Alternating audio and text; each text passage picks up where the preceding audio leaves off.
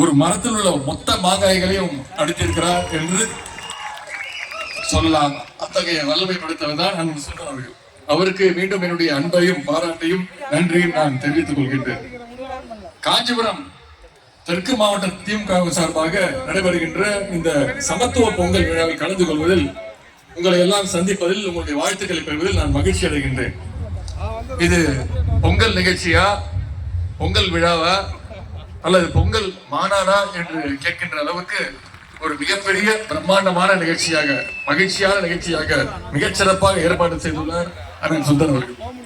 உங்களை எல்லாம் பார்க்கும் பொழுது எனக்கு மிகுந்த மகிழ்ச்சியோடு உற்சாகமாக இருக்கின்றது. முதல்ல உங்க அத்தனை பேருக்கும் பொங்கல் வாழ்த்துக்களை தெரிவிப்பதோடு உங்கள் அனைவருக்கும் நான் நன்றி சொல்லியாக வேண்டும். ஏனென்றால் சென்ற நாடாளுமன்ற தேர்தலின் பொழுது இங்கே வந்து நான் பிரச்சாரம் மேற்கொண்டேன். நம்முடைய உதயசூரிய சின்னத்திற்கு நம்முடைய வேட்பாளர் திரு செல்வம் அவர்களுக்கு நீங்கள் உதயசூரிய சின்னத்தை வாக்களித்து வெற்றி பெற வைக்க வேண்டும் என்று உங்களிடத்தில் நான் வேண்டுகோள் வைத்தேன். அந்த இடத்துல தேர்தல் பணியாற்றி களப்பணியாற்றி கிட்டத்தட்ட சகோதரர் செல்வம் அவர்களை 2,22,000 வாக்கு வித்தியாசத்தில் வெற்றி பெற வைத்து நீங்கள் தான் அவரை டெல்லிக்கு அனுப்பிச்சீங்க. அதற்கு இந்த நேரத்தில் என்னுடைய நன்றியும் வாழ்த்துக்களையும் நான் தெரிவித்துக் கொள்கின்றேன். இந்த தொகுதி மட்டுமல்ல, தமிழ்நாட்டில் 40க்கு 40 ஜெயிச்சது நம்முடைய திராவிட முன்னேற்ற கழக கூட்டணி, நம்முடைய தலைவர் தலைமையிலான மதச்சார்பற்ற கூட்டணி. சென்ற ஆண்டு எப்படியாவது தமிழ்நாட்டில் ஒரு தொகுதியாவது ஜெயிக்க மாட்டோமான்னு மோடி என்னென்னமோ செஞ்சு பார்த்தாரு. மோடி மஸ்தான் நல்லா பண்ணாரு. கன்னியாகுமரியில வந்து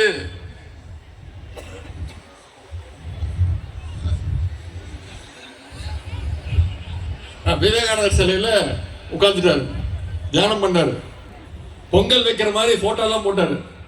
ஆனா நீங்க மோடிக்கே பொங்கல் வச்சீங்க. அதுதான் தமிழ்நாட்டு மக்கள்.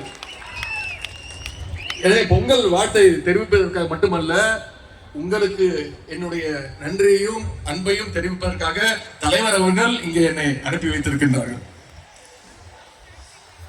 இந்த விழாவிற்கு பேரு சமத்துவ பொங்கல் என்று வைத்துள்ளதற்கு நம்முடைய காஞ்சி தெற்கு மாவட்ட கழகத்திற்கும் சுந்தரம் அவர்களுக்கும் என்னுடைய நன்றியையும் பாராட்டையும் நான் தெரிவித்துக் கொள்கிறேன். என்றால் பொங்கல் மட்டும்தான் சாதி மதங்களுக்கு அப்பாற்பட்ட ஒரு பண்டிகை.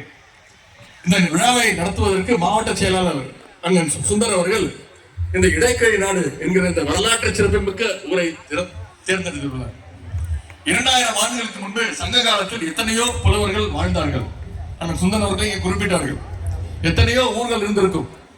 ஆனால் பல புலவர்களுடைய பெயர்கள் வெளியிலே தெரியாமல் போய்விட்டது. அதே போல பல ஊர்களுடைய பெயர்களும் சங்ககால பாடங்கள்ல இடம்பெறவில்லை.